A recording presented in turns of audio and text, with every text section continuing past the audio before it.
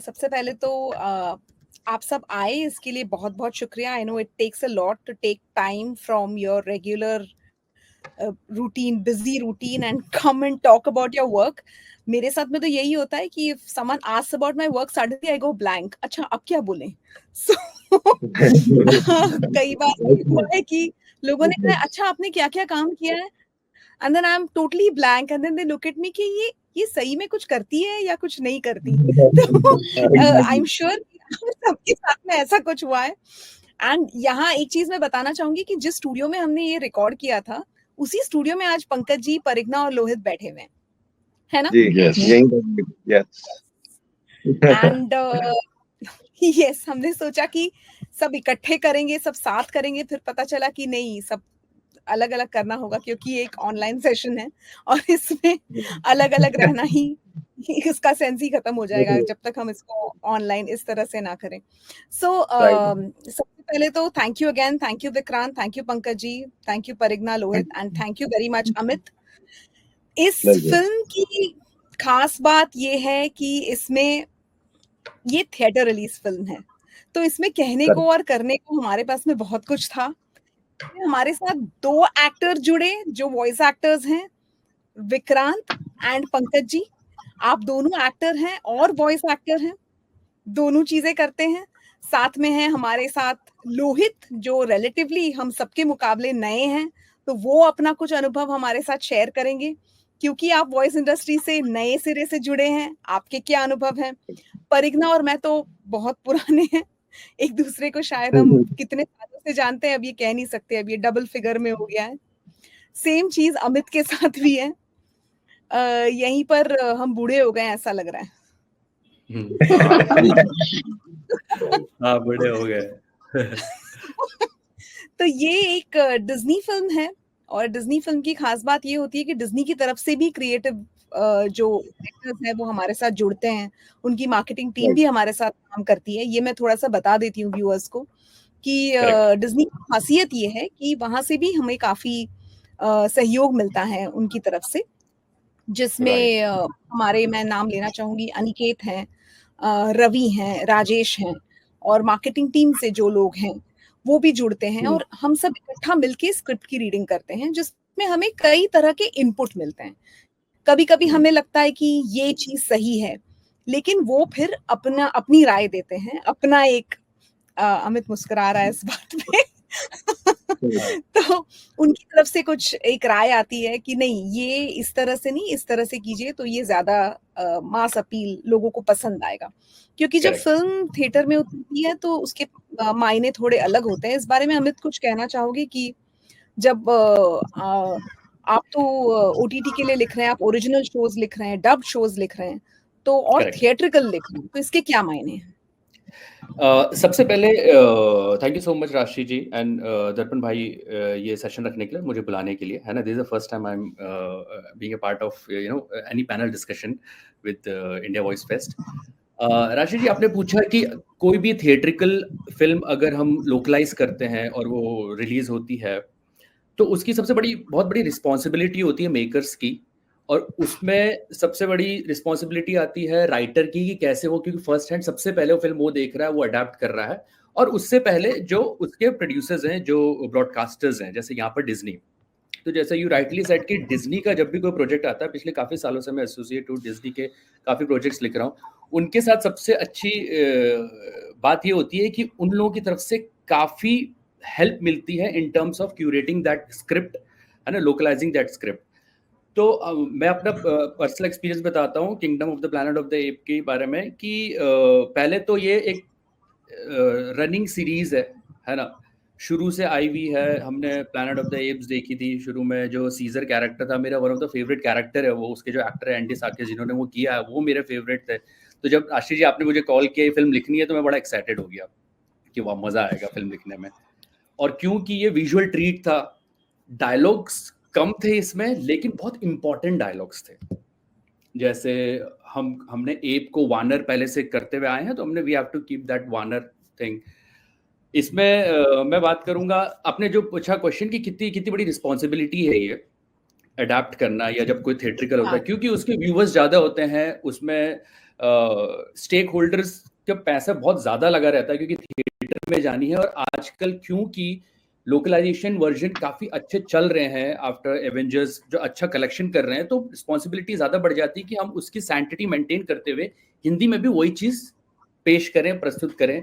हमारे कभी-कभी ख्वाब बड़े होते हैं कि इसको ऐसा कर देते हैं, ऐसा लिख देते हैं, इसको ऐसा अडैप्ट कर देते हैं, लेकिन हमें उसको एक सीमित उसमें रहना दायरे में रहना पड़ता है कि हम बहुत ज़्यादा भी अडैप्ट ना कर लें कि स्टोरी से डेविएट हो जाएं, और बहुत हल्का भी ना लगे कि भाई इन्होंने तो सीधा ट्रांसलेट कर दिया।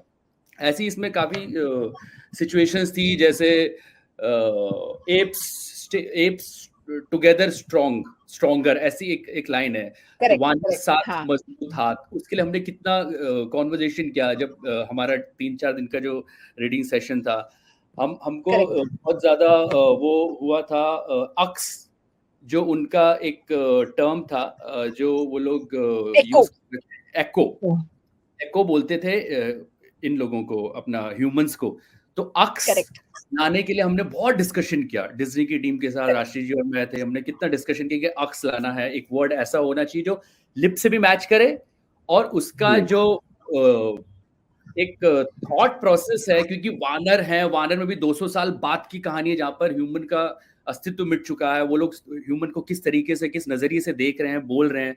तो राइटिंग में आना बहुत इंपॉर्टेंट था, और क्योंकि इतनी बड़ी फिल्म थी, इतना बड़ा बैनर था, डिज्नी का काम था, तो बहुत सोच समझ के चीजें लिखनी पड़ती है। और वो जो डिस्कशन होता है डिज्नी के साथ वहां बैठ के 3-4 दिन, काफी टायरिंग होता है लेकिन बहुत फ्रूटफुल रहता है। और फाइनली वो जब हम टेबल पे डबिंग के स्टूडियो पे आती है, तो वो चीज और निखर जाती है, क्योंकि एक स्क्रिप्ट अगर आप A या B+ लिखते हैं या A+ लिखते हैं, तो उसको A++ बनाना या एक्सीलेंट टॉप नॉच बनाना, वो आप लोगों के हाथ में हो जाता है। जब आप डायरेक्टर हो या वॉइस आर्टिस्ट हो, उसको और बेटर बना पाते हैं। तो पहली रिस्पॉन्सिबिलिटी राइटर की आ जाती है कि स्क्रिप्ट या कम से कम B++ या A तो दो, ताकि on while recording we can make it more better.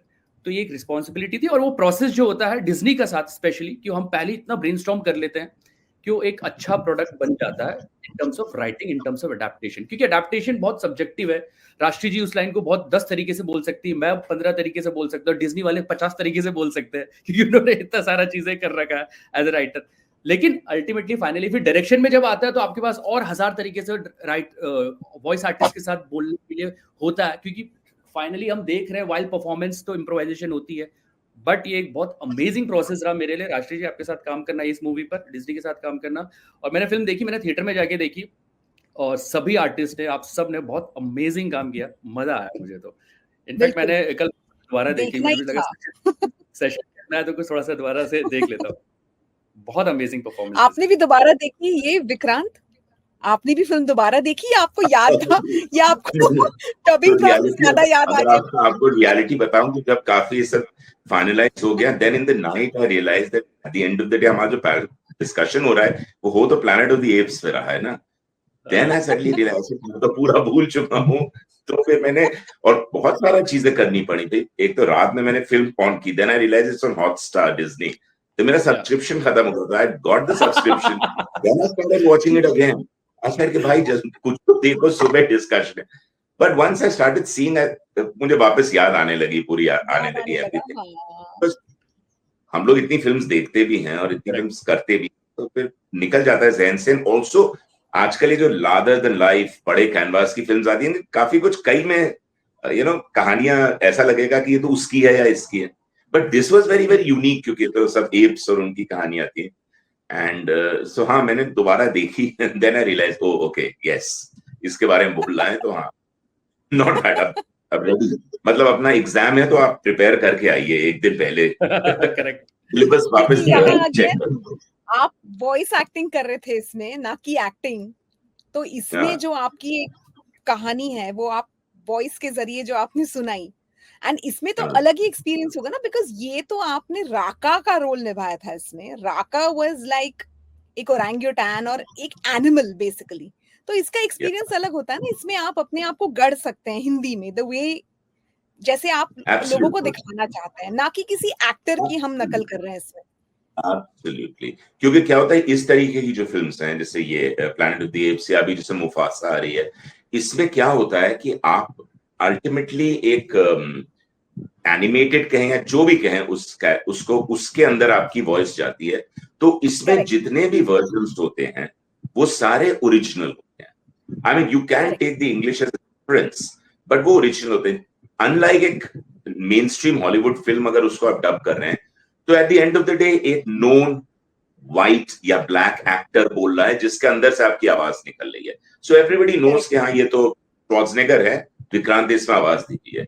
But इसमें ऐसा कुछ नहीं होता है ना। इसमें तो एक ओरंगुटान है या कहीं पे कोई शेर है या कोई गोरिल्ला है या किसी का भी जो कैरेक्टर है, so it could be speaking in any language, क्योंकि उसकी कोई प्राइमरी लैंग्वेज तो है नहीं। ऐसा नहीं कि वो ओरंगुटान तो इंग्लिश में बोलता था, नहीं। So every version that comes out of such kind of films is an original version, at least according to me. ये सही है, हमें रेफरेंस के लिए मिलते हैं, इंग्लिश का ट्रैक पीछे बचता है, बट हमको तो हमारे लिए तो वो ओरिजिनल फिल्म ही है। हम उसमें we can't see it as a dubbed film, and I don't think any of the audience also sees it as a dubbed film, क्योंकि वो बंदर तो कोई भी भाषा बोलता है ना। So that makes an original thing. हम इसमें हमें ये नहीं कॉपी करना पड़ता कि उस ओरिजिनल एक्टर ने ऐसा बोला है। ऑब्वियसली हमारे सिंक के थोड़े लिमिटेशंस होते हैं, और जैसा अमित जी ने बताया कि कहानी ट्रांसलेशन करेक्ट होना चाहिए, लिटरल नहीं लगना चाहिए, लेकिन कॉन्टेक्सचुअल होना चाहिए कि पता चल जाए कि भाई कहानी ऐसे ही जा रही। तो इसमें चैलेंजेस तो बहुत ज्यादा होते हैं, क्योंकि ऑब्वियसली ह्यूमन नहीं है। इसके बोलने में इनके पॉजेस अलग हैं। कितनी बार मुझे याद है आपने ही मुझे बुलाया राजशी करेक्शन करने आओ, क्योंकि एक सांस उसने ली थी, मैंने नहीं ली। मैंने कहा भाई बंदर सांस ले रहा था, क्या करूं, इंसान नहीं लेंगे उसे, नहीं वो हमको भरना पड़ेगा, उससे सांस ली है। तो इस टाइप से इसके चैलेंजेस हैं, लेकिन इसका मजा भी बहुत है, क्योंकि eight the end of the day it's like original work. जैसे हमने डिज्नी की हनुमान सीरीज भी की है, इट्स ऑल ओरिजिनल। हम किसी की कॉपी नहीं कर रहे, इसलिए इनको मैं यही मानता हूं कि ओरिजिनल है। हमें रेफरेंस के लिए लाइंस मिलती हैं, but for us it's the original. बिल्कुल बिल्कुल, ये तो सही है। और कई जगह तो हमारे पास में वीडियो का रेफरेंस भी नहीं था, वो तो सभी को याद होगा, स्पेशली जिन्होंने इसमें सभी ने ऑलमोस्ट वानर निभाए। हम वानर ही कहेंगे क्योंकि हमने वानर वर्ड पे काफी डिस्कशन किया था रीडिंग में, बहुत डिस्कशन किया था। और ये हम लोग हम बंदर भी बोल सकते हैं, वानर बोलते हैं। जैसे डबिंग इंडस्ट्री के कुछ नियम है, जैसे हम कुत्ता नहीं बोल सकते, डॉग्स बोल सकते। इन अ लॉट ऑफ लाइक अगर एनजीसी टाइप मैंने डॉक्यूमेंट्री की, तो बाकी जानवरों का हिंदी में नाम ले सकते, लेकिन आप कुत्ता नहीं बोलते, बिकॉज एक अब्यूसिव में भी आ गया है। तो मैं बड़े एक्सप्रेशन से बोलूंगा, और वहां पे बहुत सारे भेड़िए, शेर, डॉग्स, गाय, भैंस, बीच का वर्ड डॉग्स आ रहा है, क्योंकि कहते नहीं तो भाई ये वर्ड। तो हमने भी इस पे डिस्कशन किया था, मुझे याद है हम वानर ही रखेंगे। एंड एक्चुअली एप्स में भी वानर, क्योंकि एप्स की बहुत कैटेगरी है ना, गोरिल्ला, चिंपैंजी, ओरंगुटान। तो एक सब बंदर तो नहीं है, इसमें वानर is was the right word. बड़ा अम्ब्रेला है तो उसमें सब कवर हो जा रहे हैं। कवर हो जा रहे हैं जी। और इसमें से फिर पंकज जी तो कई डॉक्यूमेंट्रीज भी कर चुके हैं आप, मतलब डॉक्यूमेंट्रीज तो आपका शायद, मुझे याद है एक जमाने में सब हम आवाजें सुनते थे, हम हमेशा आपकी आवाज ज्यादा सुनते थे डॉक्यूमेंट्री में, क्योंकि एक क्लैरिटी ऑफ वॉइस चाहिए होती है उसमें, क्लैरिटी ऑफ हिंदी चाहिए, वर्ड्स को प्रोनाउंस करने की क्षमता चाहिए। तो वहां से फिर एक्टिंग, यानी ये आपका एक लंबा सफर, और फिर इसमें जो मेजर आपने विलन निभाया है, प्रॉक्सिमस सीजर, तो it was difficult to do. बिल्कुल बिल्कुल मुश्किल इसलिए था, थोड़ा सा ये चैलेंजिंग इसलिए था बिकॉज उसकी वॉइस बहुत ग्रफी थी, जो हमको इंग्लिश का मिला था।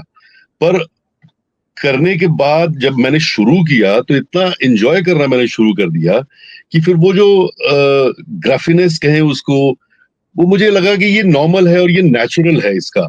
तो धीरे धीरे मैंने कहीं ना कहीं उसमें अमित जी का रेफरेंस लिया, जिस तरह से उन्होंने अग्निपथ फिल्म में तो मैंने आपको कहा भी था वो अमित जी का, वो वाले अमित जी वो वाले अमित जी। रीडिंग के टाइम पे भी हम लोग सब लोग अमित जी बन गए थे, हाय प्रॉक्सिमस सीजर को पढ़ रहे थे। तो वो करने का बड़ा मजा आया मुझे। थोड़ा मुश्किल था बिकॉज आवाज बहुत ग्रफी करके बात करनी पड़ रही थी, बट अल्टीमेटली मजा बहुत आया और काफी सेशंस हुए हमारे डब करने के, करेक्शन भी बहुत बार करने पड़े, लेकिन हाँ इवेंचुअली जो रिजल्ट आया वो देख के बड़ा मतलब एक सेटिस्फैक्शन हुआ कि यार मजा आ गया ये काम करके। एब्सोल्युटली। नहीं, अच्छा भी Vivek was लगा, और perfect. जब आप बोल रहे थे तो हमें भी अग्निपथ वाले अमिताभ बच्चन की ही याद आ रही थी इस तरफ। और जो सुन रहे थे आई एम श्योर उनको भी, और जो डबिंग करने आ रहे थे, जैसे अगर लोहित ने ज्यादातर आपके साथ सीन्स किए, तो लोहित का इसमें, हाँ, तो ये लोहित के साथ हमारा फर्स्ट थिएट्रिकल था। ओके, और हाँ, और ये सब ऑडिशंस होते हैं, मैं सबको बता दूं कि ऑडिशन द्वारा ही सब अप्रूव होते हैं।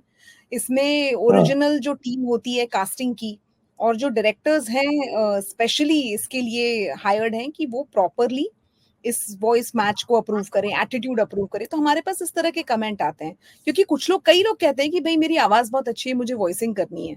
तो मैं कहती हूँ कि आवाज अच्छी है का वो तो बहुत अच्छी बात है कि 50% आपका काम हो गया है, लेकिन सिर्फ आवाज अच्छी होने से आप वॉइसिंग नहीं कर पाएंगे। इसमें बहुत चीजें हैं, जैसे आपको एक्टिंग आनी चाहिए, आपको ओरिजिनल। कई बार ऐसा हुआ है कि ऑडिशन प्रोसेस में हमारे पास कमेंट ये आए, री ऑडिशन भी कई बार होते हैं, लोग री ऑडिशन कहते हैं, ये वॉइस बहुत अच्छी है, बट इनसे कहिए आप कि वो री ऑडिशन करें इस कैरेक्टर के लिए। इसका मतलब ये है कि कुछ उसमें एटीट्यूड मिसिंग है, या कुछ चीजें छूट गई हैं जो अब प्रॉपरली हमें हिंदी में डालनी है। तो इस तरह से विक्रांत, पंकज जी, परिघना और लोहित, और अमित ने भी इसमें एक रोल निभाया है, और अनाया, ये सब ऑडिशन रोल्स हैं, यानी ऑडिशन द्वारा अप्रूव हुए हैं, ऑडिशन के बाद अप्रूव हुए हैं। तो लोहित, आपका क्या इसमें कैसा रहा कि सबसे पहले मैंने आपको बताया कि आप अप्रूव हो गए इसके लिए? जी मैम, मैं तो सबसे पहले थैंक यू सो मच मुझे इनवाइट करने के लिए सेशन में। दर्पण सर को भी बहुत बहुत धन्यवाद, क्योंकि मैं इंडिया वॉइस फेस्ट का पहले कभी हिस्सा नहीं बन पाता, और मतलब किसी ना किसी वजह से मैं या तो यहाँ मौजूद नहीं होता, और इस साल भी मैं नहीं हूँ। मतलब जब फाइनल होने वाला है तब मैं नहीं रहूंगा। सो इस बार मुझे बड़ा अच्छा लग रहा है कि मैं पार्ट बना इसका। सेकेंडली, मुझे I been a huge fan of this franchise Planet of the Apes. तो जब इसका फर्स्ट पार्ट आया था 2011 या 12 में आया था, और मुझे याद है कि वहां पे ना हमारे बीकानेर में, राजस्थान में एक साइबर कैफे है, लवली साइबर कैफे। सो वो मैंने ये थिएटर में देखनी मिस कर दी थी हिंदी में, और मैं वहां पे काउंटर स्ट्राइक एक ऑनलाइन गेम खेलने जाता था। तो मुझे पता चला कि वो जो साइबर कैफे के जो ओनर है, वो पायरेट मतलब पायरेसी करके और एचडी प्रिंट में मूवीज को 20-20 रुपए में देते हैं पेन ड्राइव में। सो Oh my God. ये हाँ, सो अब मुझे ये गलत भी लगा, क्योंकि मैंने कहा यार मुझे देखनी भी थी, और मैं थिएटर में इतना मिस कर चुका था इस मूवी को, और ना चाहते हुए भी मैंने उनसे वो पायरेटेड जो था वो उस टाइम इतना वो सेंस भी नहीं था, तो मुझे पता था कि कहीं ना कहीं मुझे पता था कि यार गलत तो कर रहा हूं मैं, लेकिन बस वही चीज थी कि मैंने यार मुझे देखनी है किसी भी हालत में, क्योंकि उसकी इतनी हाइप बन चुकी थी उस टाइम पे। क्योंकि ऐसी कोई मूवी बहुत टाइम से नहीं आई थी, पहले जो आई थी वो अलग थी, लेकिन इतने हाई ग्राफिक्स के साथ, इतनी सीजीआई के साथ, और इतने इतने कमाल के एक्टर्स के साथ, और हिंदी डब में वो भी। तो मुझे ऐसा था कि यार मुझे कुछ भी करके देखना है, चाहे कुछ भी हो जाए, कोई बात नहीं, गलत है तो है कोई, मैं ऐसा करके, और फिर मैं पेन ड्राइव लेके गया। मैंने कहा भैया दो यार वो वाली मूवी चाहिए मुझे। सो यस, तो मैं कह रहा था कि उसके बाद से वो फिर मैंने बैक टू बैक सारे लास्ट जो हमने पार्ट किया उससे जस्ट प्रीवियस पार्ट मैंने नहीं देखा था, तो इसको डब करने से पहले भी मैंने वो पार्ट देखा, ताकि उसकी जो कंटिन्यूटी है वो मुझे समझ में आए मूवी की। सो जब आपने मुझे बताया, क्योंकि मुझे याद है कि जब इसका ऑडिशन चल रहा था, ऑडिशन हुआ, उसके बाद हमने ट्रेलर्स डब किए थे इसके, और एक ट्रेलर हमने कम से कम 4 बार डब किया है, क्योंकि चैनल से वो बार बार आ रहा था कि नहीं ये नहीं चाहिए, वो नहीं चाहिए। तो मेरे दिल में बहुत मतलब एक तरह का डर बैठ गया था। मैंने कहा यार अगर ट्रेलर को इतना टाइम जा रहा है तो मैं मूवी कैसे करूंगा। अगर अप्रूव हो जाए, तो फिर जब आपने मुझे बताया कि अप्रूव हो गया, तो मेरे दिमाग में पहला डर ये आ रहा था। मैंने कहा यार 3-4 ट्रेलर थे और चारों ट्रेलर 4 बार डब हुए हैं, सो अब मूवी कैसे डब करेंगे, मतलब 4 महीने लग जाएंगे इस हिसाब से। मैंने कहा या तो मैं अच्छा काम नहीं कर रहा, हो सकता है कि जो ट्रेलर को चेक कर रहे हैं उनको समझ में नहीं आ रहा। तो मैंने कहा चलो देखते हैं, फिंगर्स क्रॉस। उसके बाद जब आपने मुझे बताया अप्रूव हो गया, तो खुशी भी हो रही थी, लेकिन कहीं ना कहीं मैं थोड़ा सा डर भी रहा था। मैंने कहा यार क्या करूंगा मैं, कैसे करूंगा, अगर ऐसा ही हुआ कि पूरी मूवी डब होगी, दोबारा आगे कि नहीं लोहित को दोबारा करवाओ, वापस करवाओ। सो लेकिन मजा बहुत आया था मुझे, क्योंकि मैं पंकज सर, विक्रांत सर, आप, अमित भैया, सबके वो मैं डबिंग का तो बचपन से फैन हूँ। मैं हिंदी डब्ड के लिए कुछ भी कर सकता हूँ, मैं हिंदी डब कंटेंट देखने के लिए, क्योंकि मैं सुन के इतना बड़ा हुआ, आप सबको बचपन में इतना सुना है। सो जिनको बचपन में सुना है, तो मैं तो आप लोगों मतलब मैं तो फैन बॉय हूँ आप लोगों के लिए, मतलब इतना मैंने आप लोगों को ऑब्जर्व किया, इतना सुना है। तो जब पता चलता है कि अच्छा किसी बड़े बड़े प्रोजेक्ट का मैं हिस्सा बनने वाला हूँ, तो मुझे पता होता है कि अच्छा चलो ठीक है, मतलब बहुत बड़े बड़े आर्टिस्ट भी होंगे जिनको मैं बचपन में सुनता था, वाओ, मतलब मेरा उनके साथ एक ही स्क्रीन पे मेरा काउंटर होगा, क्या बात है, वाओ वाओ वाओ कर करके मैं एक्साइटेड होता रहता हूँ। सो बहुत अच्छा लगा था मुझे, और मतलब मेरे लिए तो अलग ही दुनिया वाली फीलिंग थी जब मुझे पता चला कि ऑडिशन अप्रूव हो गया, क्योंकि मैंने और रीडर से थिएट्रिकल तो मूवी है, बट इतनी बड़ी फ्रेंचाइजी का मैं पार्ट नहीं बना। ओके, ये तो हमारे लिए भी बहुत बड़ा टाइटल है। हाँ, करेक्ट। मैं लोहित के बारे में एक चीज बोलना चाहता हूँ। लोहित ने जैसे अपनी स्टोरी बताई, इतनी पुरानी, इतने समय से वो फॉलो कर रहा है पूरे डबिंग इंडस्ट्री को, लोकलाइज कंटेंट फॉलो कर रहा है, और आज लोहित जो भी सुन रहे हैं, देख रहे हैं ये हमारा सेशन, कि लोहित एक परफेक्ट एग्जाम्पल है कि कैसे सीखना है, उस सीख को अपनी लाइफ में इम्प्लीमेंट करना है, और इम्प्लीमेंट करके उसमें सक्सेस हासिल करनी है। लोहित को मैं बहुत अप्रिशिएट करता हूँ, और इनफैक्ट लोहित जब परफॉर्म करता है तो लोहित से हम लोग, मैं भी I was talking to one of my friends, वो लोहित, उसने कहा कि मैं लोहित से सीखता हूँ, और बहुत सीनियर आर्टिस्ट है, कि लोहित जब परफॉर्म करता है, और लोहित के जो पॉजेज होते हैं, लोहित का जो स्टाइल है डिलीवर करने का, बहुत नेचुरल भी है, but over the time Lohit ने उसको डेवलप किया है, सुन के और परफॉर्मेंसेस देख के, ट्राई करके। तो लोहित, कांग्रेचुलेशंस फॉर दैट, और ये तुम सबके लिए बहुत अच्छा एग्जांपल हो अभी की जनरेशन के लिए, मतलब हम भी अभी की जनरेशन है, बट मैं बता रहा हूँ कि अभी जो आने वाले जो लोग हैं उनके लिए तुम बहुत अच्छा एग्जांपल हो यार। Very nice. और ये इस फिल्म में भी तुमने बहुत अच्छा परफॉर्म किया, बाकी सबके साथ तुमने बहुत अच्छा परफॉर्म किया। राशि जी, आपने लोहित पे ट्रस्ट दिखाया, उससे ऑडिशन लिया, ये सबसे अच्छी बात है। ये सबसे वो मैं भी यही कहने वाला हूँ कि पहली बात तो मुझे आए सिर्फ 5 साल हुए इंडस्ट्री में, जिसमें से मुझे जो कह सकते हैं कि मेन स्ट्रीम जो 200 आर्टिस्ट होते हैं जो हर किसी प्रोजेक्ट में कहीं ना कहीं सुने जा सकते हैं, उनमें मेरा नाम आया अभी कुछ 2 या 3 साल में। सो उस इतना आर्टिस्ट नया, मतलब एक नया आर्टिस्ट होने के बावजूद मुझे कंसीडर भी करना कि लोहित से ऑडिशन करवा सकते हैं। सो ये चीज मैं थैंक यू सो मच राशि मैम कि आपने मुझे कंसीडर किया इसके लिए, और अच्छी बात है कि मैं उस चीज को मीट कर पाया जो इस फिल्म की रिक्वायरमेंट थी, इस कैरेक्टर की रिक्वायरमेंट थी। नहीं, बिल्कुल, ये तो वॉइस द्वारा ही होता है, और and you are the biggest example. अगर तुम इतने नए हो, आप इतने नए हैं, और आप किसी का हाथ पकड़ कर नहीं आए थे, आप खुद आए, और अगर आपने अपना नाम बनाया है, तो ये बहुत बड़ी बात है। It's a big example. और आप रीड अप और आप डर रहे थे इसके लिए, तो मतलब आई एम श्योर कि डरने की कोई जरूरत नहीं। इसके बारे में तो डेफिनेटली परिगना कह सकती हैं, क्योंकि कई बार कई प्रोजेक्ट्स रीड अप और एंड परिगना इस फिल्म में अकेली ह्यूमन थी, एक और ह्यूमन के साथ। तो मैंने जब परिगना को कहा था, रिमेम्बर मैंने कहा था कि बंदरों की फिल्म में तुम ह्यूमन का ऑडिशन देना है। They always be परिगना यानी इतनी पुरानी आर्टिस्ट एंड सिंगर, तो she has taken a break for personal reason, शादी हुई, फिर बेटी हुई, इन सब रीजंस की वजह से भी इन्होंने ब्रेक लिया। तो भी ये हमारी इंडस्ट्री इतनी छोटी है कि किसी को कुछ भूलती नहीं, आर्टिस्ट को नहीं भूलती। फिर जैसे he when she called back कि आई एम अवेलेबल, ये मोस्टली काफी लोगों के साथ होता है, अगर वो कहीं चले जाते हैं फिर फोन करके कहते हैं कि नहीं अभी मैं आ गया हूँ या आ गई हूँ और मैं अवेलेबल हूँ, तो तुरंत अगले दिन से फोन बजना शुरू हो जाता है। अच्छा आप आ गए हो, ठीक है, चलिए ठीक है, अब हम आपको कास्ट करेंगे, अब हम आपसे मिलेंगे। तो आपका एक्सपीरियंस, ये पूरा आपका प्रोसेस, आपकी जर्नी और इस फिल्म के बारे में खास। सबसे पहले again thank you Darpan ji, India voice fest and the whole team for inviting me in this. Rajshri ji, thank you so much, and I am so happy कि आप ही इस सेशन को मॉडरेट कर रही हैं, तो हम बहुत अपनेपन से इस चीज के बारे में बात कर सकते हैं, बिकॉज आपने हमको डायरेक्ट किया था, और ये शायद मेरे लिए सबसे मेमोरेबल चीज है इस प्रोजेक्ट की, because I have always seen you as you know my idol. जब से मैं इंडस्ट्री में आई थी तब से मैंने इनफैक्ट पहले अभी जस्ट थोड़े वक्त पहले एक इंटरव्यू में कहा था कि राजश्री जी, अनुश्री जी दोनों were like leading the industry at that time when I came. And I was always looking up to you कि आप कैसे करती हैं, और मुझे मैंने पहले भी कहा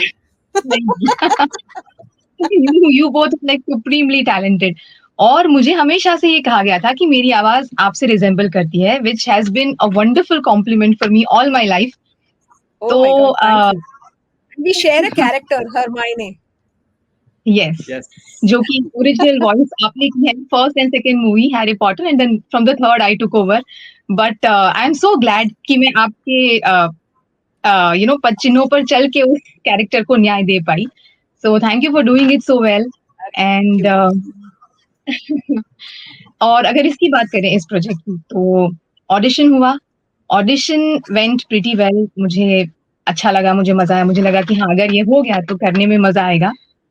एंड देन लकीली अप्रूव भी हो गई वॉइस.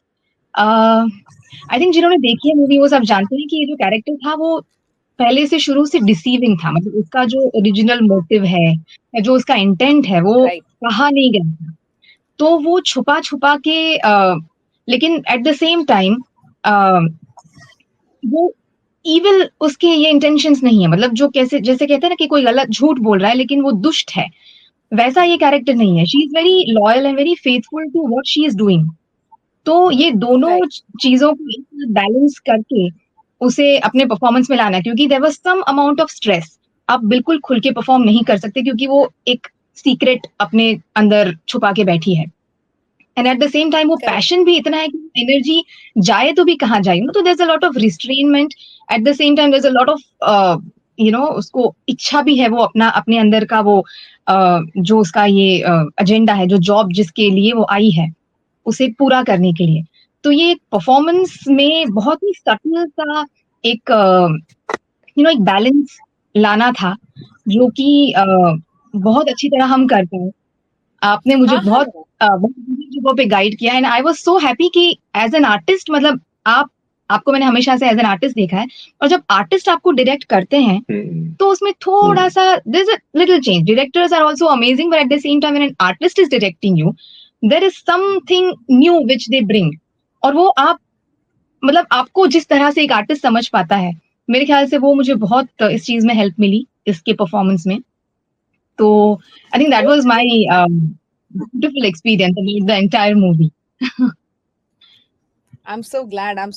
और क्योंकि ये परिग्ना का रोल था वो बहुत, और मैं जिस तरह से दिखती है वैसे ही परिग्ना भी लगभग दिख रही थी. I mean very calm. Hopefully हम लोग वैसे दिख नहीं रहे. कहने वाली थी कि बाकी और कोई वैसा नहीं दिख रहा. लेकिन हाँ, ऐसा तो नहीं कहीं मेरी शक्ल देख के प्रॉक्सिमस की कास्टिंग की आपने? मतलब अगर शक्ल देख के कास्टिंग की तो सॉरी, अगला नहीं करेंगे. नहीं, मैं कहने वाली थी उतनी देर में आपने कह दिया कि बाकियों की कास्टिंग शक्ल देख के नहीं हुई. ये तो एक कोइंसिडेंस था कि परिग्ना रिजेंबल्स मे या मे रिजेंबल्स परिग्ना. लेकिन आप तो हम जब वानरों की डबिंग कर रहे थे तब तो कई जगह तो ओरिजिनल एक्टर की फेस, मतलब उनका चेहरा दिख रहा था. We didn't even have the final visuals, क्योंकि ये हमारे पास में पहला एडिट आता है, फिर दूसरा आता है, फिर तीसरा आता है. तो इसमें बहुत बार करेक्शंस में बुलाने का एक कभी-कभी कारण ये भी होता है, एडिट चेंज हो जाता है. कभी बहुत सी चीजें हो जाती हैं इसमें, तो इस वजह से भी चेंज हो जाता है. तो इसीलिए ये बार बार करना पड़ता है. इसमें हो जाता है कि जब तक आपको थिएट्रिकल में फाइनल वीडियो आपको मुश्किल से मिलता है. फाइनल वीडियो तो हम देख भी नहीं पाते. हम भी डायरेक्टली थिएटर में देखने का ही वेट करते हैं कि तभी फाइनल वीडियो आएगा और उस पे हमारी जो आवाजें हैं वो ठीक ठाक होंगी.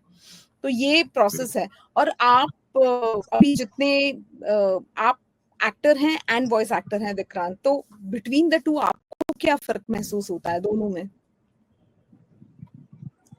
बहुत ज्यादा महसूस नहीं होता, because at the end of the day it's acting. थोड़ा सा इसमें टेम्पलेट ऑलरेडी सेट है कि आपको उतने के अंदर बोलना है, लेकिन at the end of the day it is acting. और like my primary identity is that of an actor. और मैं भी I may be older than Lohit, but I have also come to the industry very late. मुझे तो पता भी नहीं था एक्चुअली कि इतनी बड़ी industry. I think I also started in 2015 when it comes to voicing professionally. तो मुझे लगता है डबिंग तो अपने जो खुद एक्ट किया उसी की जाती है. Then I later on through a friend he came to know कि नहीं ऐसे होता है, and then I suddenly went and I was very happy कि मुझे immediately accept किया गया, because Pankaj also, I did not know that he was a voice actor. In fact, I knew him as an actor. हम दोनों ने एक television show किया, हम दो बहुत करीबी दोस्त बने थे, and we shot a lot together. और हमारी बहुत शूटिंग साथ हुई थी. बिग रोल हम दोनों पोस्टर पे उस शो के हम दोनों के चेहरे बने हुए थे, एंड शायद दोस्त बाद में दुश्मन बन जाते, समथिंग लाइक दैट. लेकिन हमें नहीं पता मर्जी है वो, उसकी मर्जी. हाँ, जो इश्क की मर्जी वो रब की मर्जी. I knew him as an actor, and लेकिन जब पता चला when this industry opened, तो मैंने कहा my God, ये तो पूरी एक इंडस्ट्री है. And then you know, I'll also be modest. मुझे actually नहीं पता था that I can make use of my voice. I used to get compliments while I was acting, लेकिन ये नहीं पता था कि I can actually use it commercially. कि अब तो जैसे I do so many advertising films and all that and documentaries or whatever, dubbing, everything. तो मुझे एक मेरे friend ने बताया था, and he said that I'm going for a dub. I mean, you know him, Sumit Kaul. So he told me that मैं dubbing के लिए जा रहा हूँ. We were sharing a ride together. हम लोग साथ में अशोका की शूटिंग से लौट रहे थे. तो मैंने कहा तुमने किस चीज में एक्ट किया है? बोला मैंने एक्टिंग किया है. तो मैंने कहा तुम डब किसका कर रहे हो? Then he told me, no, I can dub for something else and this. And I said, अरे वाह, ये तो बहुत बढ़िया मजे की इंडस्ट्री है. I mean, at the times when acting work is not so much, you can easily, you know, आप अच्छा खासा कमाई कर सकते हैं. Then I actually, after being quite a reasonably established actor, I actually went to different studios. I also want to do voice with my voice samples. कि भाई ये मेरा voice का sample है. If you want, you can take me as a voice actor also. और आपको भी convince करने में राजश्री का भी वक्त लगा था, because I had done so many projects with you, but only in English. You remember? You only knew me as an English. I did Torbaz, and I did Cat, and I did Kohra, and God knows what, in the lead English voice. And I used to say, भाई एक हिंदी का भी दे दो, मेरी हिंदी मातृभाषा है. You used to हाँ देंगे. Never used to come. जब कॉल आता था, सर वो इंग्लिश में डब कर. ऐसे भैया मैं तो अंग्रेजी बन गया हूँ इनके यहाँ. तो finally when the Planet of the Apes, I was very happy. I said, इसका तो इंग्लिश में नहीं करना, नहीं इसका तो हिंदी में ही करना है. हिंदी में करना है. मैंने कहा चलो शुरुआत करके इंग्लिश आपके यहाँ. तो फिर when of course it was a lovely thing, and also ये हम लोग को बहुत बाद में पूरा प्रोसेस जब पता चला that we do the trailer first, and then the trailer gets approved, and a lot of voices from the trailers also get changed, and you know the final जो आता है that may be completely different. And luckily that was not the case with me.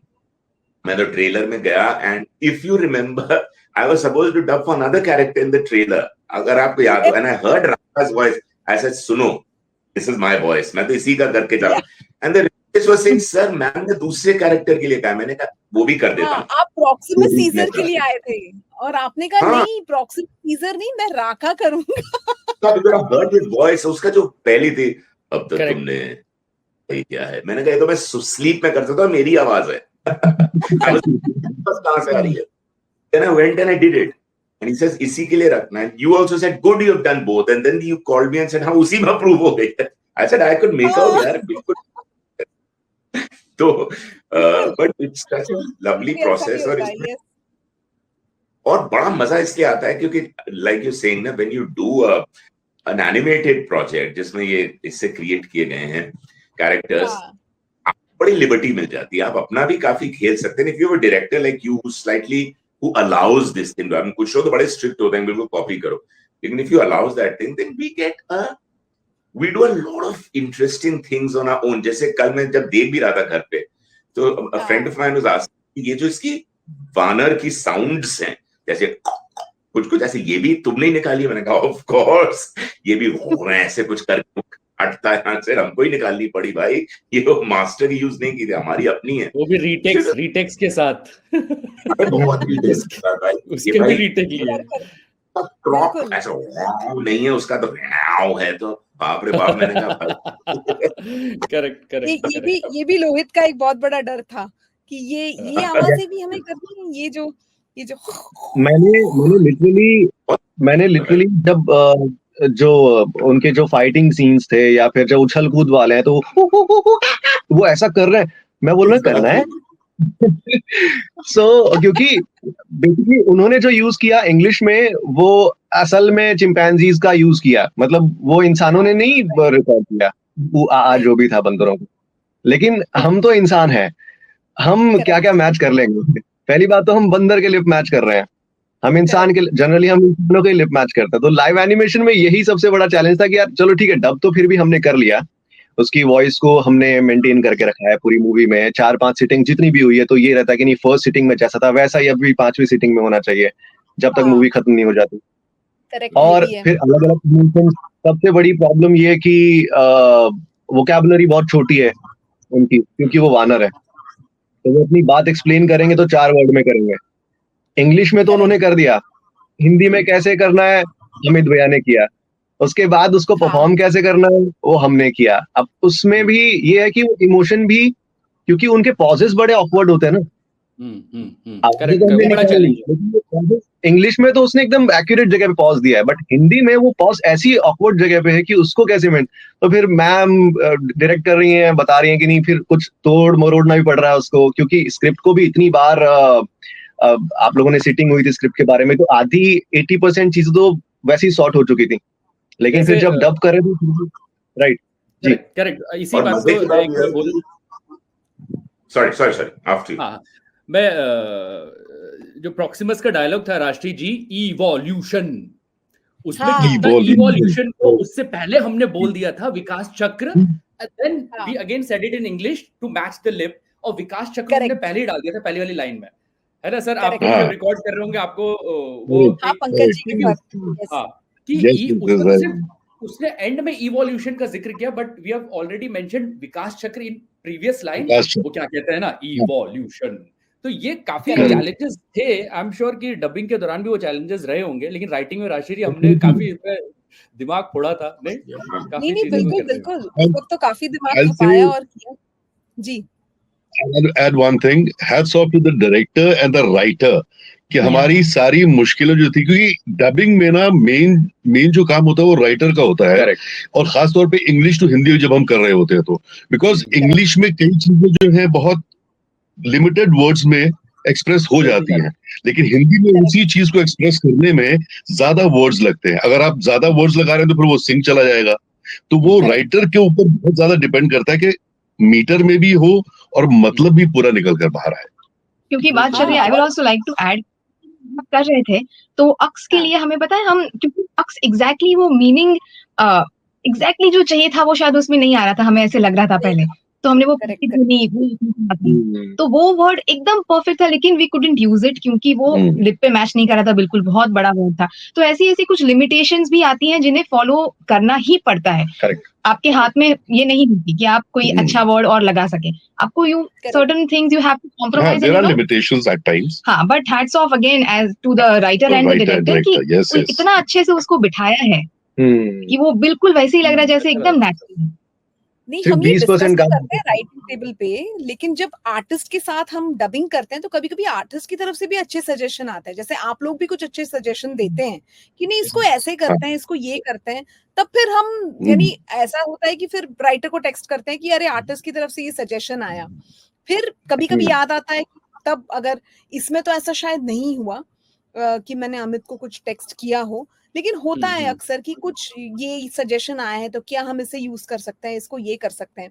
Specially एको के लिए, जिसने भी सुना एको वो ये कह रहा था कि हमने अक्स क्यों रखा है, इसमें वो बात नहीं आ रही। लेकिन बहुत सी चीजें सोच के फिर हम डिसाइड करते हैं कि अच्छा ये वर्ड क्यों रखेंगे।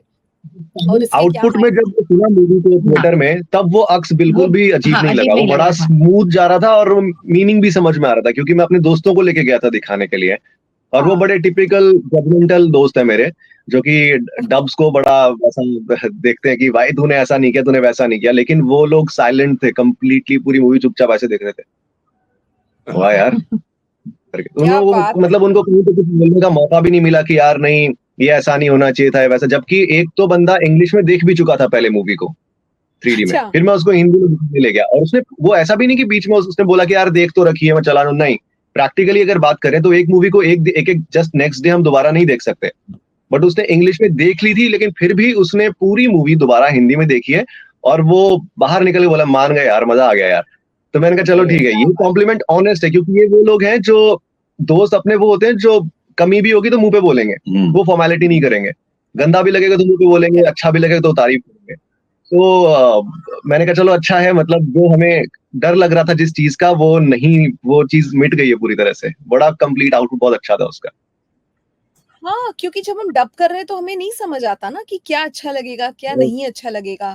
फिर इवेंचुअली जब थिएटर में जाके देखो और आप भूल जाओ कि आप डायलॉग्स पे ध्यान दे रहे हो, आप ओवरऑल एक्सपीरियंस को अगर देख रहे हो, तो इससे अच्छी फिर कोई बात ही नहीं। फिर इसका मतलब है कि आपकी मेहनत रंग लाई। हम बैठते हैं वहां एक-एक लाइन पे 10-10 ऑप्शन सोचते हैं। कभी-कभी ऐसा हुआ है कि रीडिंग में हम बैठे हैं और सुबह से लेके दोपहर तक हमने एक भी रील खत्म नहीं की। हम किसी लाइन पे फंस गए, हम किसी सीन में फंस गए, और फिर बाद में जब थिएटर में देखते हैं तो लगता है अरे इस सीन को करने में तो पता है, यानी लंच तक तो ये हुआ ही नहीं था हमारा।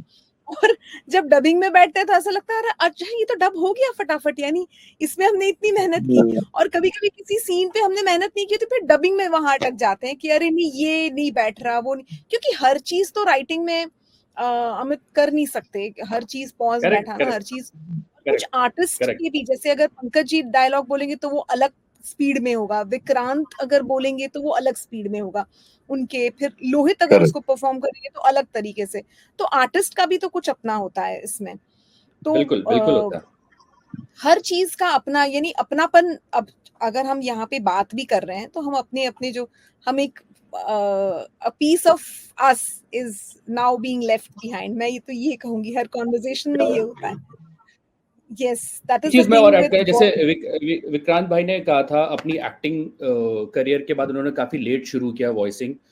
तो ये एक बहुत ही अमेजिंग बात है, जो अगर कोई सेशन देख रहा है उसके लिए, क्यों ये परफॉर्मेंसेस इतनी अच्छी निकल के आती हैं। कोई भी फिल्म देखते हो डब, जैसे लोहित ने शेयर किया एक्सपीरियंस, क्योंकि जो वॉइसेस हैं वो एक्टिंग जो विधा है, जो एक्टिंग जो कला उसको समझते हैं वाइल परफॉर्मिंग वॉइस के थ्रू। वो बहुत इंपॉर्टेंट है किसी भी प्रोजेक्ट को बेस्ट बनाने के लिए। तो इसलिए बहुत सारे प्रोजेक्ट्स आप देखोगे बहुत अच्छे साउंड करते हैं हिंदी में, और वो प्रोसेस शुरू जाता है राइटिंग से शुरू हो जाता है, बट वाइल परफॉर्मिंग कि हम उस, जैसे परिग्ना ने कहा कि उसके जो इंटेंशंस थे वो मैं अपने डायलॉग में निकालूं, है ना। ये बहुत सारे वॉइस एक्टर्स लोग इसको नहीं समझते हैं, लेकिन जब जो समझते हैं ना तो उसका प्रोडक्ट ऐसा आता है ना, जो हमको यहाँ पर देखने को मिला। और वो विक्रांत भाई ने बहुत अच्छी बात बोली कि मेरे लिए बेशक नया था, लेकिन उनकी जो 15-20 साल की जो एक्टिंग की मेहनत थी, जो एक मसल मेमोरी और जो एक चीजें बनी हुई थी आत्मा में कि कैरेक्टर को समझना थ्रू, सिर्फ वॉइस के थ्रू डिलीवर करना है, लेकिन वो समझ उनपे बहुत पहले से थी। तो मैं जो भी बर्डिंग वॉइस आर्टिस्ट हैं या जो करना चाहते हैं, इसलिए मैं सबको ये बोलता हूँ कि एक्टिंग पे काम करना बहुत जरूरी है। फिर वॉइस जैसी भी आपकी एक्टिंग अगर आप एक्टिंग पे काम कर रहे हो ना अपनी, कि कैसे परफॉर्म करना है, कैरेक्टर को समझना है, कैसे डिलीवर करना है, फिर तो डायरेक्टर राशि मैम जैसे डायरेक्टर मिल जाएंगे तो फिर तो सॉर्टेड हो जाएगा चीजें। तो इसलिए वो अच्छा इसलिए होता है क्योंकि हाँ, जब मैं भी फॉर इंस्टेंस मैंने शुरुआत की थी, सो आई स्टार्टेड इन 98, 99, तो वहां से लेकर till 2003-4 I used to dub for my own work also. तब सिंग साउंड थोड़ी आया था, तो मुझे भी पता था डब करना है, तो हमारी भी 50% परफॉर्मेंस तो वॉइस एक्टिंग ही होती है। एंड पता नहीं क्यों लोग वॉइस एक्टिंग को कहते हैं कि नहीं मेन एक्टिंग फेस किया, नॉट एट ऑल। टेलीविजन में मे बी इट वर्क्स कि फेस एक्टिंग भी अच्छी होती है वॉइस के साथ, but if you see films, और हम सबका आइडियल फिल्म है, आप किसी भी फिल्म को गौर से देखिए, बड़े बड़े actors right from Dilip Kumar to Amitabh Bachchan, whatever you name it, हर लाइन उनके ऊपर कैमरा नहीं होता है, हर लाइन पे उनका क्लोजअप नहीं होता है, that you see the expression.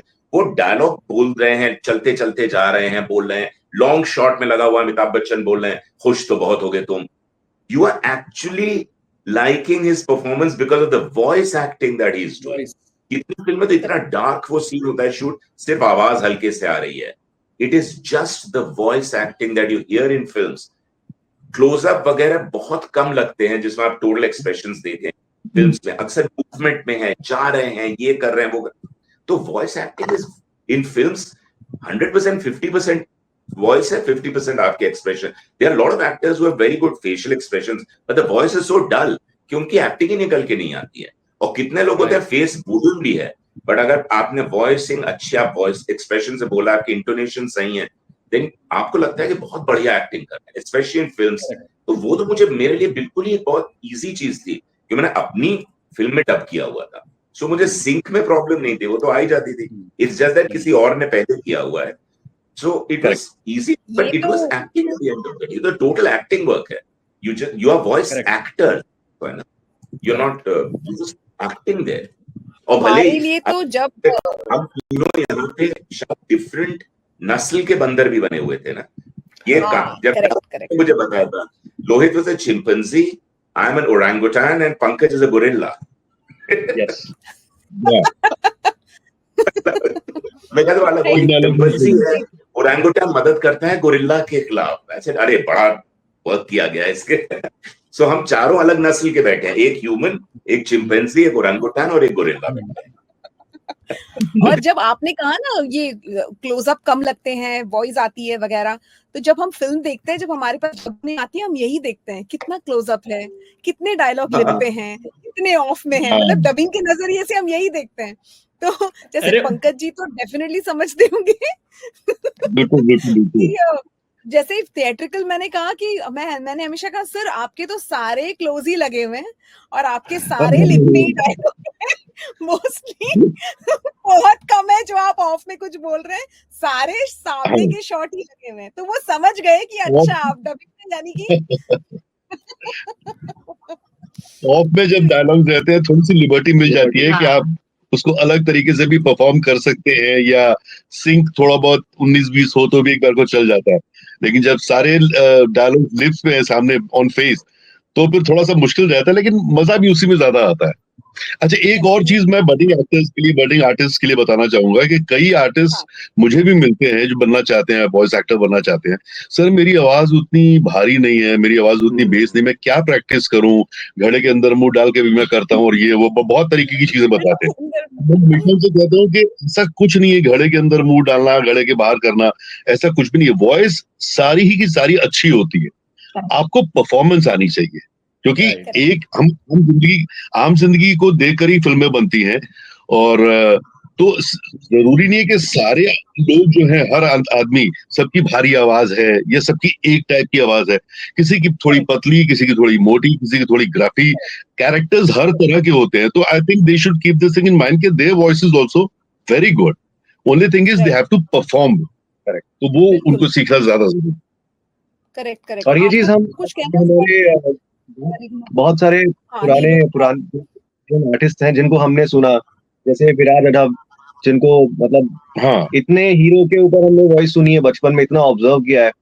उनकी वॉइस इनिशियली जब मिशन इम्पॉसिबल 1 देखोगे, सो उसमें टॉम क्रूज पे उनकी वॉइस चिपक रही है ऐसी, बट उनकी कोई बहुत हैवी और बेस वाली वॉइस नहीं थी, उनकी डीप येट थिन वॉइस थी उस वक्त, क्योंकि मेरे ख्याल से उस वक्त उनकी खुद की एज भी शायद 22 या 20 साल की रही होगी जब मिशन इम्पॉसिबल 1 आई थी 97-96 में। सो मैं तो यूट्यूब पे पहले अपना टाइम पास के लिए ऐसे डब करता था, फिर यहाँ आया तो बहुत से लोग जो मुझे पहले से जानते हैं वो अब आ रहे हैं धीरे धीरे मुंबई, और वो मुझे बोलते हैं कि यार हमारी वॉइस में ना, जैसा सर ने बताया कि भारी नहीं है वॉइस, तो मैं उनको बोलता है देखो एज के साथ जैसी आपकी वॉइस रहनी वैसी तो रहेगी, आपको परफॉर्म कैसा करना है वो आपके ऊपर है। आप हीरो परफॉर्म कर रहे हो तो उसको हीरो की तरह आपको डायलॉग डिलीवरी देनी है, अगर आप कोई कॉमेडियन का कैरेक्टर डब कर रहे हो तो उसको वैसा करना है। तो उसमें वॉइस का अगर टेक्सचर उस हीरो की वॉइस पे मैच हो गया, जैसे केविन हार्ट है, वो अपनी फिल्मों में लीड कैरेक्टर का वो लीड प्ले कर रहा है, सो अगर जो उसको डब करेगा वो कोई हीरोइक बहुत बेस वाली वॉइस में नहीं अच्छा लगेगा, उसके लिए केविन हार्ट जैसी वॉइस चाहिए। सो ये चीजें जो धीरे धीरे अभी समझ में आने लग भी गई है लोगों को, क्योंकि ये पहला ही पॉइंट होता है सबका जब भी कोई वॉइस आर्टिस्ट बनने की बात करते हैं।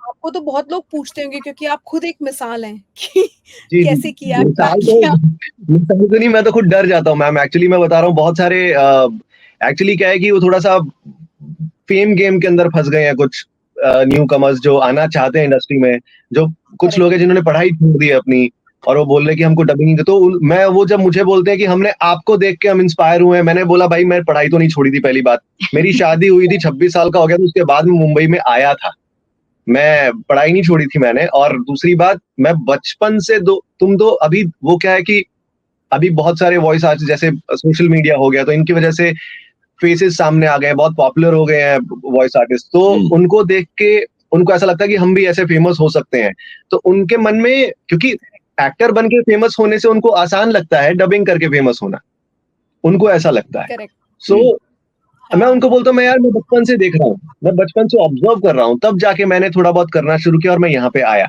आपने अभी 2 साल पहले देखा है, 5 वॉइस आर्टिस्ट के अलावा वो किसी का नाम भी नहीं जानते, जो सोशल मीडिया पे फेमस आर्टिस्ट है उनके अलावा वो किसी का नाम भी नहीं जानते। तो उनको, वो जब मुझे बोलते हैं भैया हम ना मुंबई आ गए हैं, किसी स्टूडियो में ऑडिशन हो रहा है तो बताना, मैं बोलता हूँ भाई तू ऑडिशन तक कैसे पहुंच रहा है? पहली बात तो एंट्री मिलना ही इतना मुश्किल है, क्योंकि तुझे तुझे तुझे खुद नहीं पता कि तू क्या कर सकता है। और अगर किसी स्टूडियो में तूने बहुत मिन्नतें की हैं, मैसेजेस किए हैं, और उसके बाद अगर तुझे एंट्री मिल गई है, और अगर तूने गलती से भी गलत परफॉर्म कर दिया, अच्छा नहीं किया, तो वो स्टूडियो वाले तुझे दोबारा नहीं बुलाएंगे, बुलाना बहुत क्योंकि वो मुश्किल है। पहला इंप्रेशन ही खराब बना दिया है। तो घर जा वापस, अपनी पढ़ाई वढ़ाई कर, साथ में तैयारी कर, एक बैकअप रख, साथ में फाइनेंशियल बैकअप होना बहुत जरूरी है, जो बाहर से मुंबई आते हैं उनके लिए। तो वो चीजें नहीं समझते हैं। तो ये इसलिए मुझे तो मतलब भर भर के मेरा इंस्टाग्राम, मेरे व्हाट्सएप पे पता नहीं कहाँ कहाँ से किन किन लोगों के कॉल मैसेजेस आ जाते हैं कि हम आपसे इंस्पायर होके मुंबई आना चाहते हैं। मैं बोला तो मुंबई आओ, मुझसे इंस्पायर मत हो, मैं तुम्हें गाइड कर दूंगा जितना हो सकता है, बट मेरा नाम मत लेना, कल को तुम्हारा कुछ नुकसान हो गया, तुम बोलोगे यार हम तो इस बंदे से इंस्पायर हुए थे। वो चीज होती है। नहीं बिल्कुल, वो तो है। इसमें लोहित भी गाते हैं, विक्रांत भी गाते हैं, परिघना भी गाती हैं। तो इसके बारे में कुछ आपको कहना है? परिघना कैसे, ये थोड़ा सा अलग है गाना और वॉइसिंग, या दोनों ही समान लगता है गाना और आपको? नहीं, अलग तो है डेफिनेटली एक दूसरे से, लेकिन बहुत एक दूसरे के साथ वेल कनेक्टेड भी हैं, क्योंकि बहुत सारे ऐसे कॉन्सेप्ट्स हैं जो गाने में और डबिंग में बहुत एक साथ एक जैसे पाए जाते हैं। जैसे कि आपको अपने इमोशन दिखाने हैं तो आपको गाने में भी दिखाने हैं, और जब आप बात करते हैं, जब आप डबिंग करते हैं, तो उसमें भी आपको एग्जैक्ट वही इमोशंस यहाँ से वहां कन्वे करने होते हैं। उसके अलावा एक ताल रिदम जिसे कहते हैं, एक लय होता है, वो बोलने में भी आपका लय आता है। जब गाते हैं तो उसमें भी एक इंट्रिकेट रिदम से एक अंदर वाली एक इंट्रिकेट लय होती है, तो वो जब आप बात करते हैं उसमें भी आती है, और जब आप गाते हैं उसमें भी आती है। एंड डेफिनेटली वॉइस तो आप दोनों में ही यूज करते हैं। तो वॉइस की जो वोकल ट्रेनिंग जो है, जो आपकी जो पिच है कि आप कितना लो जा सकते हैं, कितना हाई जा सकते हैं, आप कितना ब्रॉड या कितना आपका वॉल्यूम बड़ा हो सकता है, या कितना विस्परिश आप बात कर सकते हैं, तो सिमिलरली आप गाने में भी उन चीजों को इनकॉर्पोरेट आपको करना होता है। तो मेरे ख्याल से एक लेवल पे दोनों बहुत एक दूसरे की तरह हैं, and on another level of course differences तो हैं ही, दोनों अपने आप में एक बहुत अलग अलग कलाएं हैं। तो दोनों की कुछ कुछ बातें ऐसी हैं जिसकी आपको एक दूसरे में हेल्प मिल जाएंगी, लेकिन कुछ कुछ ऐसी भी हैं जिसको आपको इंडिविजुअली उसको मास्टर करना पड़ेगा, या उसके लिए मेहनत करके उस पे काम करना पड़ेगा। एडवांटेज भी तो है ना, बहुत बड़ा एडवांटेज है, क्योंकि कुछ कैरेक्टर्स ऐसे होते हैं जो गाते हैं और बोलते हैं डायलॉग। तो ऐसे में फिर हम भी उन्हीं एक्टर्स को ढूंढते हैं जो दोनों चीजें कर सकते हैं, क्योंकि जब हम ऑडिशन भेजते हैं, ये सबसे बड़ा यूएसपी होता है कि same actor will sing for himself, same actor will perform his voice for the song and the dialogue. तो इस तरह का जो होता है, नहीं तो फिर बाद में ऐसा भी हुआ है, मुझे याद है विक्रांत के साथ में भी हुआ है कि हमने उन्हें अप्रोच किया है सिर्फ गाने के लिए, कि इस पर्टिकुलर एक्टर के लिए क्या आप गा सकते हैं, क्योंकि वॉइस डायलॉग किसी और का है। सेम लोहित के साथ में भी हुआ है कि वॉइस किसी और का है, बट क्या आप मैच करके इसको फिर उस एक्टर के साथ क्या आप मैच करके गा सकते हैं। तो ये भी एक अलग, दोनों अगर क्राफ्ट में आप निपुण हैं तो ये बहुत बड़ा एडवांटेज हो जाता है। लाइक एज अ राइटर अगर आप गाने भी लिख सकते हैं और डायलॉग्स भी लिख सकते हैं, तो क्योंकि एक सेम एक्टर के मुंह से डायलॉग निकल रहा है, और अगर गाना डायलॉग के बाद ही स्टार्ट हो रहा है और उसी की आवाज में वो आता है, then it looks very natural. और अगर नई दूर से बदल जाती है सुनने में, तो फिर जर्क तो आते ही है। And I have finally done a film जिसमें मैंने गाना भी गाया, Mufasa, in which I sung the song also of my character. Wow, उसमें भी तो I said that look, I'm going to sing ना, उसका एक गाना है, I'm playing the villain there as usual. तो उसमें उसके बाद उसका गाना आता है। नहीं, इसमें आप विलन नहीं थे, एप्स में पंकज जी थे। बस पार्टी में तो आदमी तो I said चलो, I have done उसका एक्टिंग एंड देन गाना। तो मैंने कहा था कि भाई, क्योंकि उसके भी अलग टेस्ट वेस्ट होते हैं, मुझे नहीं पता था। The singing audition is a different thing.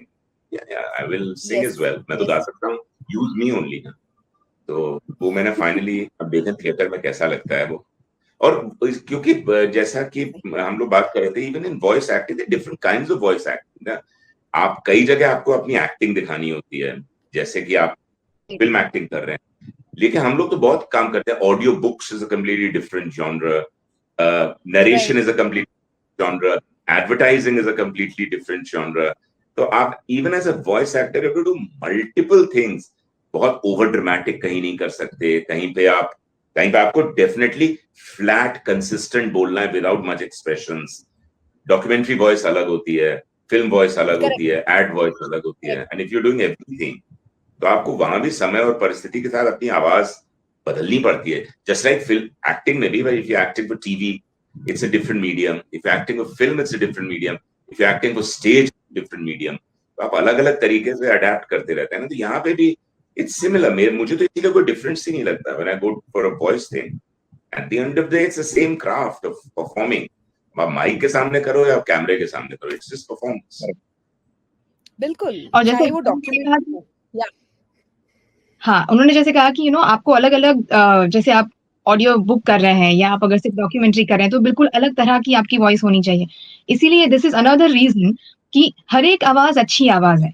आपकी आवाज़ कहीं न कहीं तो डेफिनिटली फिट हो जाएगी। अगर आप एक न्यूकमर हैं जो आप आगे बढ़ना चाहते हैं इंडस्ट्री में, तो ये मत सोचिए कि मुझे आवाज़ पे क्या काम करना है। जैसे पंकज जी ने कहा, पहले तो परफॉर्मेंस पे काम कीजिए और दूसरा मेरी तरफ से this is very personal but very strong opinion कि आप अपनी लैंग्वेज पे काम कीजिए। क्योंकि लैंग्वेज आजकल मैं देख रही हूँ कि बहुत ऐसा हो गया है कि लोग लिबर्टी बहुत ज़्यादा लेने लगे हैं, जो शायद पता नहीं, मैं थोड़ी-सी इस चीज़ में ये हूँ कि भई बहुत डिसिप्लिन जिस तरह से भाषा होनी चाहिए, वैसे ही होनी चाहिए। अभी जैसे नॉर्मल एक एग्ज़ाम्पल देती हूँ, उस लोग कहते हैं कि आप कहाँ जा रहे हो? तो अगर मुझे कहाँ जा रहे हो पूछना है, तो मैं उसको तुम ही क्यों नहीं बुला सकती? अगर मैं उन्हें आप कह रही हूँ, तो there is a reason, I want to give that respect. तो फिर आप कहाँ जा रहे हैं या कहाँ जा रही हैं, डिपेंडिंग ऑन कि मैं किसके साथ बात कर रही हूँ।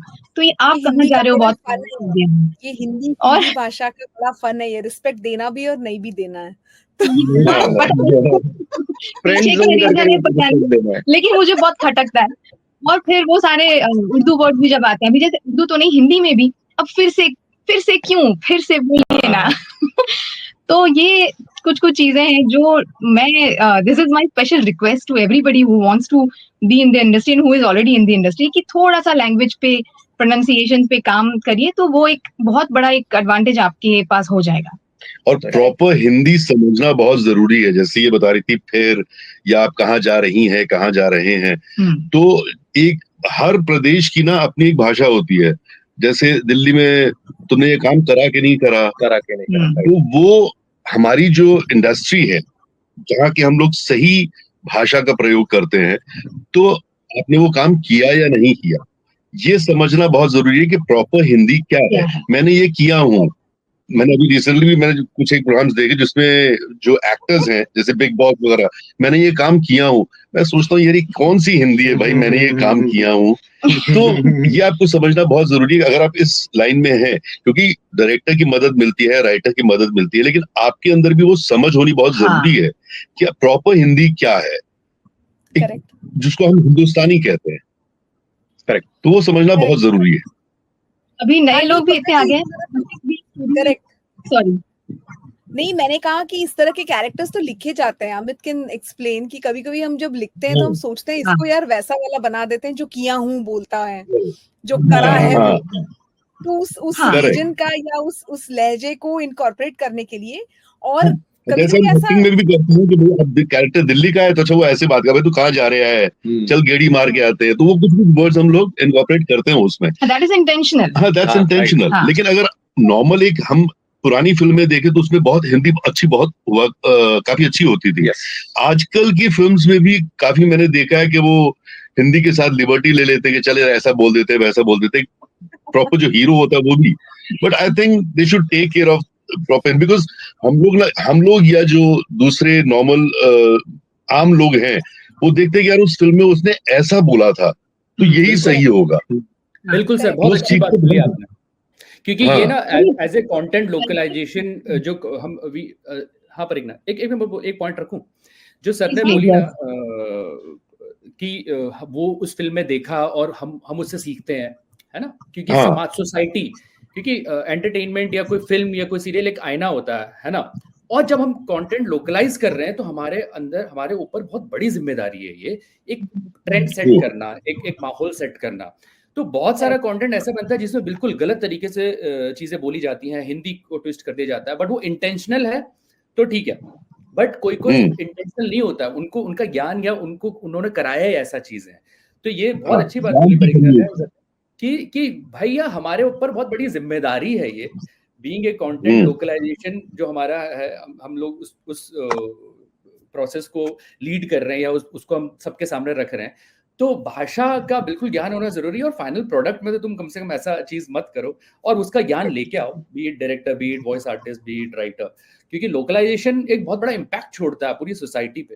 करेक्ट। मतलब और दूसरी चीज, एक वॉइस आर्टिस्ट, हम जो बोल रहे हैं वो शब्द बातें तो हम दिन भर करते हैं, लेकिन यहाँ पे हम बोलने के पैसे भी ले रहे हैं। हम पैसे ले रहे हैं और उसको वो बोला हुआ सुन के, जैसे मैं सुन के सीखा बचपन से अब तक। अगर उस टाइम पुराने आर्टिस्ट ने गलत किसी भी शब्द का, जैसे गलती या गलती तो नुक्ता नहीं लगाया, अगर उस समय मैं नहीं सुनता तो मुझे नहीं पता होता कि भाई गलत में नुक्ता नहीं होता। छोटी छोटी चीजें हैं जो, तो अब जो हम बोल रहे हैं वो भी कोई ना कोई सुन के सीखेगा। करेक्ट। और प्लस हम इस काम का पैसा ले, बहुत बड़ी जिम्मेदारी है। अगर मेरे घर में कोई कारपेंटर आया है और वो कोई चीज बना रहा है, उसने अगर कुछ काट दिया या गलत कर दिया तो मैं उसको पैसा नहीं दूंगा, मैं बोलूंगा भाई यार तूने खराब काम किया है। लेकिन अभी ऐसा नहीं हो रहा, अभी पैसे भी पूरे ले रहे हैं और काम भी कई बार खराब कर देते हैं। सो मैं तो बहुत ज्यादा कॉन्शियस हो गया हूं आजकल इस मामले में कि नहीं यार, एक एक चीज, अभी जैसे इस मूवी के ही मैं बताता हूँ आपको, kingdom of the planet of the apps, मुझे ये टाइटल सुन के इंग्लिश में समझ में आया कि किंगडम ऑफ नहीं होता, किंगडम ऑफ होता है। OF is of, OFF is of. और ये मुझे कैसे पता चला, क्योंकि जब मैं इंग्लिश में ट्रेलर देख रहा था तो लास्ट में जब वो नहीं बोलता kingdom of the planet of the apps, बड़ा जल्दी सा फास्ट सा बोल देते हैं, तो जब मैंने हिंदी का सुना तो मैंने कहा यार दोनों में कुछ तो डिफरेंस है जो उस चीज में अलग लग रहा है। तो मैंने इंग्लिश वाले, मेरी एक आदत है, मैं 25 बार सुनूंगा कि क्यों ऐसा लग रहा है कि मैं बोल रहा हूँ तो नहीं वो मैच कर रहा है, लेकिन जब इंग्लिश का सुन रहा हूँ तो बड़ा एक्यूरेट लग रहा है। सो मैंने नोटिस किया कि अरे ऑफ में कुछ लोचा है, तो फिर मुझे पता चला कि ऑफ नहीं होता, इट्स ऑफ। तो मैंने गूगल करके मैंने इसके पूरी हिस्ट्री छान मारी ऑफ की, तब मुझे पता चला कि ठीक है, OFF is of, switch off, and OF is of. तो वो बोलता है kingdom of the planet of the apps, इसलिए वो इतना परफेक्ट सुनाई देता है। तो इस मूवी से मुझे एक और चीज सीखने को मिल गई थी, अननोइंगली। सबको एक और चीज सीखने को मिल गई कि सीखना हमेशा जारी रहना चाहिए। एग्जैक्टली, मैं ये कह रहा हूँ कि आपको सीखना, और खासतौर से इंग्लिश और हिंदी, बिकॉज अनफॉर्चुनेटली ये दोनों लैंग्वेजेस हम लोगों ने सुन के ही सीखी हैं। सिर्फ हिंदी स्पीकर, तो Hindi is the easiest subject technically. आज भी मैंने देखा बहुत सारे बच्चों के हिंदी से ऑफ ले लो, मतलब हिंदी मत सिखाओ इनको, बाकी कुछ सिखा लो। इंग्लिश भी we have just picked it up basically देख के, और जो भी है लिटरेचर सब भूल चुके हैं। तो इसलिए हमें भी अपनी प्रोसेस ऑफ लर्निंग हमेशा बिना किसी ईगो के कंटिन्यू करनी चाहिए। This is the ground rule. सामने जो आदमी है हो सकता है उस चीज में आपसे बेटर जानता हो, and I am a living example of this. मैंने इंग्लिश, हिंदी, उर्दू, जब भी किसी ने मुझे कुछ सही बताया, आई इमीडिएटली ग्रैब्ड, क्योंकि मुझे भी पता चला था कि बहुत सारी चीजें मैं गलत बोलता था, कई चीजें मुझे पता नहीं थी, एंड मैंने उसमें जरा भी ईगो या आर्ग्यूमेंट नहीं रखा। I knew that this person is telling me, और ये कि भाई मैं ऑलरेडी एक एस्टैब्लिश्ड एक्टर हूं, अब तुम मुझे सिखाओगे। Never let this happen in your mind, क्योंकि सामने वाला आदमी को आपसे ज्यादा पता हो सकता है, it's very very likely. English में तो खासतौर से मैं भाई कॉन्वेंट स्कूल सेंट स्टीफन यहाँ वहां पढ़ा हुआ, तुम मुझे बता रहे हो ये चीज नहीं, लाइक V का प्रोनाउंसिएशन और W का प्रोनाउंसिएशन अलग है।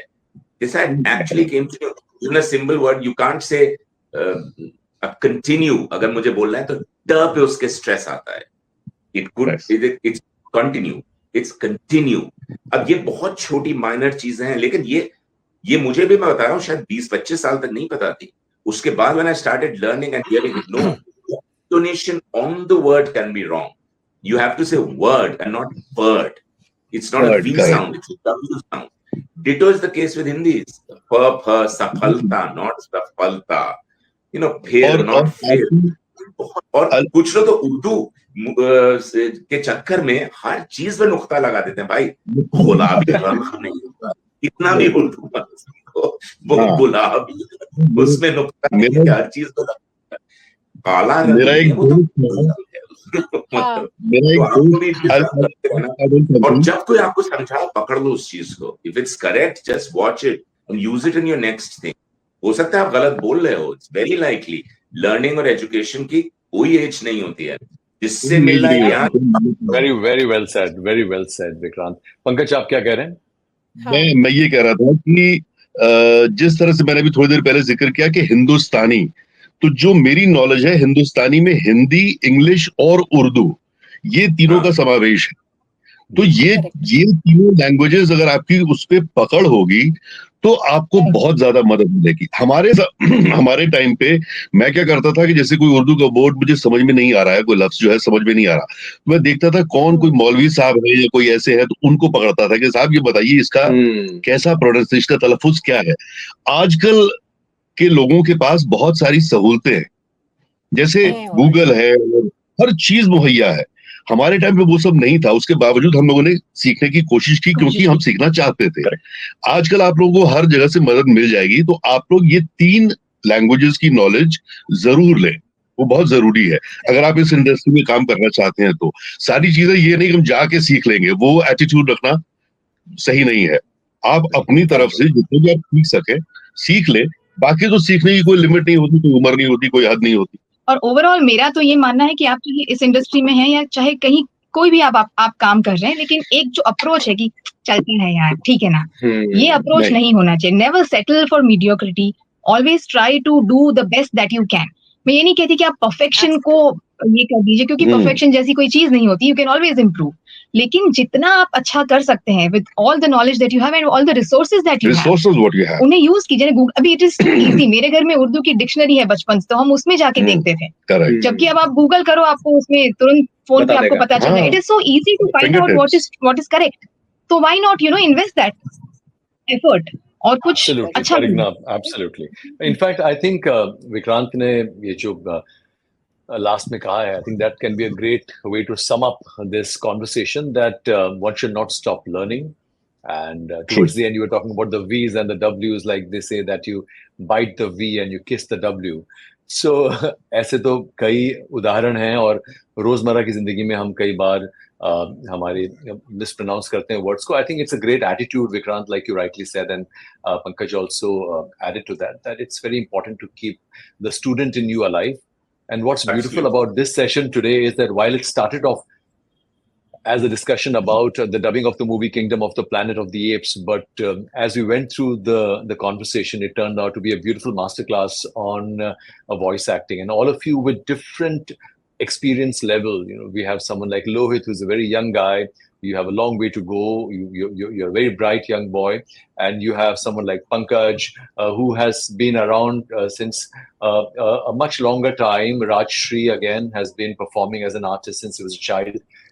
Vikrant and Amit come with their own expertise. Amit is also a very prolific writer. So I think the ability to be able to write is also, actually, this is very underrated. The ability to be able to write is actually a great asset if you want to speak, especially as a voice artist or a voice actor. So there is so much to it. And I think as we end this conversation, all I can say is that it has been a very holistic discussion. And I'm sure जब लोग इसको देखेंगे और आने वाले समय में, not just people who are watching it right now as we broadcast this session, but क्योंकि ये sessions these are available on YouTube forever for anyone to watch without any entry barrier. So I think all of you have done a great service in terms of sharing your very, very deep knowledge generously. बड़े निश्चल भाव से आपने अपने तजुर्बे को साझा किया. And I want to thank you all on behalf of India Voice Fest.